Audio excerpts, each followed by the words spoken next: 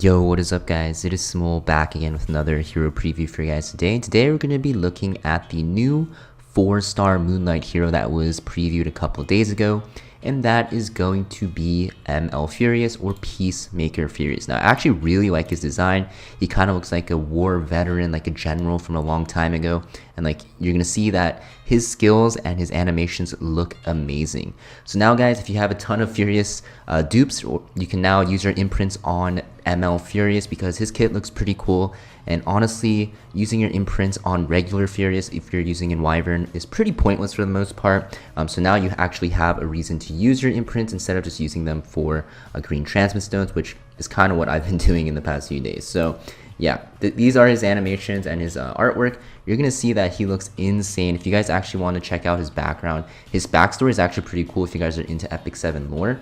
I actually recently started getting into the lore and it looks pretty insane. You're going to see that he's in the same timeline as ML Pavel as well. But yeah, if you guys want to check that out, make sure you guys check out this video on Epic 7's official website or YouTube page. Now, this is what his base stats are looking like. You're actually going to see that his base speed is pretty low.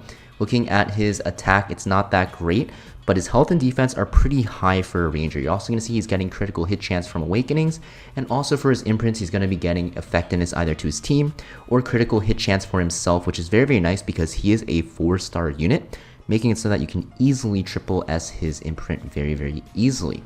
Now, because of that, he is going to be pretty easy to build if you're looking for 100% crit chance, because he's going to have at least like 41% chance crit base if you are SSSing him and you're fully awakening him. Now, looking at his skills really quick, this is S2 guys, set in motion. It is going to give him 3 focus, so he's using a focus system. It is going to give a speed buff to all of his allies for 2 turns and grant himself Fury for 3 turns before giving himself an extra turn as well. You're going to see Fury is going to give defense and effect resist to himself by 30%, and this cannot be dispelled. So Fury kind of I think this was kind of intended. Furious and Fury kind of sound similar, but pretty cool. It is a new buff coming to the game. Defense and effect resist. You're going to kind of see that his kit is very reliant on him stacking defense, and it's going to make him very tanky. So you can see right away, gives him that extra turn. He gets that new Fury buff. Looks like Vigor kind of. He's also going to give speed to everyone, and he's also going to actually get 3 focus here. Now, the reason why he has stealth, guys, is because I do think that he's on Guiding Light, and Guiding Light probably will be good on him because of the fact that he does have an extra turn in his kit, meaning he'll have, another chance to actually proc that Guiding Light while he is in combat. You're also going to see later on that there actually might be a better option for him instead of Guiding Light, which I think will be a very, very good artifact for him. Now, looking at his S3, guys, Black Hole Cannon. So animation looks sick. Honestly, the name is kind of sick as well. Even the S3 artwork here looks pretty insane in my opinion. You're going to see that this is an AoE attack. It will decrease the enemy CR by 30%. When your own defense is greater than the target's defense, you will penetrate the target's defense, with penetration rate increasing proportional to the difference. So if your defense is higher than the target's defense, whatever that difference is, it'll make the penetration even higher, up to a maximum of 60%. Now, this damage will also increase with Peacemaker Furious's own defense, and this removes 10 souls from the enemy. So a lot of text here. This skill looks really insane. I think a lot of people, especially if you guys aren't really familiar with PvP too much, will probably think that ML Furious is going to be super, super OP based off this, and maybe he will. But my concern is that he is a focus-based unit, so he actually can't even use this on the first turn. And you're going to see that you're going to have him in a certain scenario to actually be able to activate this on the second or even third turn as well.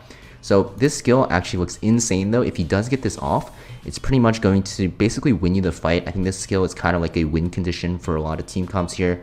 Look at the damage that he's going to put off with that defense buff that he has, and also with that Fury buff. Yeah, crazy damage. I don't know if you guys saw it. Let me back up a little here.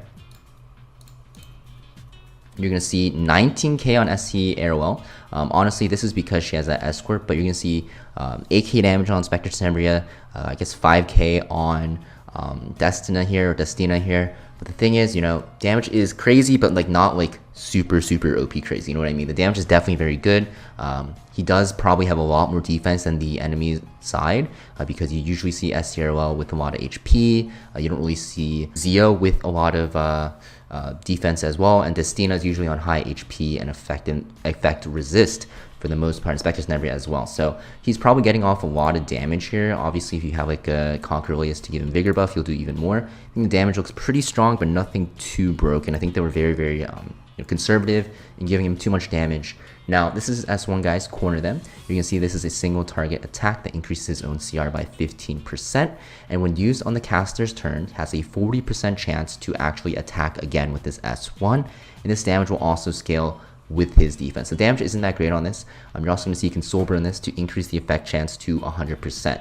The biggest thing here though is that you will see that this will give him 1 focus. So if you do get that proc off or you soul burn it to guarantee that he attacks again, he'll be able to get 2 focus. So that kind of works with his S2. Let's actually look at this animation real quick if you guys want to see the damage. So yeah, 1.2k, obviously Zio has Deify, so the damage was reduced, but the damage isn't too crazy, right? Now the reason why this is really good in my opinion is because of the fact that you're going to see his S2 gives him 3 focus, and since his S1 gives him 1 focus, if you can guarantee that he actually uses this twice with that soul burn, he'll be able to get 5 focus on on the first turn he takes, and then S3 right after, and guarantee you maybe not the win, but a huge advantage. So for that reason, you're going to want to bring him either with a Tag of Hell's Book Holder to guarantee that he gets his S3 off before he gets CC'd or dies, or you're going to have to actually put him on Flan's artifact, Unseen Observer, which will give him 10 souls after he uses his S2, which will make it so that he can soul burn his S1 right after. And that's kind of why I was saying, even though the video showcases him using Guiding Light with that stealth here, I am not too sure if this is the best option because he's probably going to be already innately tanky, but maybe you do want to put him on more like crit chance to crit damage as well to make his S3 hit harder. Definitely think just because of how his kit works, where you want him to have high defense, you want him to hit very hard and be tanky enough because he needs to take another turn to actually S3, he's going to be really hard to build. Now obviously if he does get that S3 off and he's fairly healthy and he's not controlled and your other team members aren't dead by then he's very strong. But for the most part, I think this unit is kind of a bait. I think this unit looks really crazy on paper, but it's going to be really hard to actually use him in practice because of the fact that you're going to need to take, like I said, at least 2 turns before you get your S3 off. He looks very hard to build, and even his artifact choice is going to be kind of hard because Unseen Observer isn't really an artifact that a lot of people have readily available, at least. So yeah, for that reason, I think this unit, although he looks pretty insane, is not as insane as you guys might actually think. So I think this unit, guys, looks pretty fun. I'm definitely gonna use him if I end up pulling him. Thing is, even if you see him on the banner, you don't really want to use your pity on him because he's nothing too crazy. I think he's just going to be a unit that if you pull for and you want something to have fun with, a unit to actually build. So he's going to be available, as you can see, on January 26th. So we have a few, days left. Definitely will wait till people test him out because there are going to be whales out there to test him out. I might be wrong. Maybe he's just super OP if you find the right team comp. But at first glance, this is a first impression video, guys. I'm trying to see why, or how he'll be used. And I personally think, although he looks very fun to use and kind of OP if he gets his S3 off, it's going to be very hard to make that happen because of that focus system. If he wasn't using a focus system, he would definitely be OP if you can just S2 and S3 out like that. But I think they did that to actually balance him a little bit, and hopefully he'll be fun to use. Definitely will require a lot of units to support him because, like I said, his base speed is very low, only at 106. Definitely will not be taking the first turn, so you're going to need to protect him with another opener if the enemy team or the enemy player decides to draft like an opener or something fast, because Peacemaker Furious will definitely not be able to take the first team alone. Another thing is his Awakening doesn't give him effect resist, so what could happen is he can easily get CC'd with like a stun. There's a lot of stuns out there, so you might need to bring even a cleanser with him, right? There's just a lot of things you need to bring with him because of the fact that, even though his S2 gives him effect resist here, 30% is not enough, so maybe you want to build him on more effect resist, which will make him even harder to build.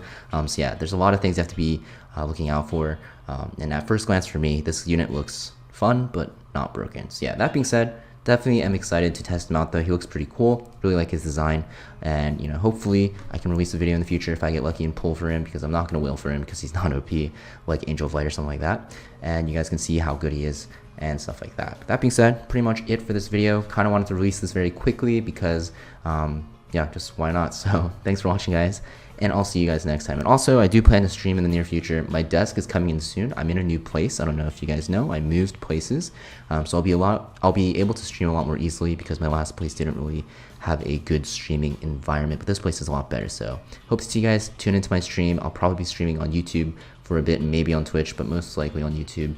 And I'll see you guys next video. Thanks for watching, and thanks for supporting the channel as always, and I'll see you guys next time. Peace.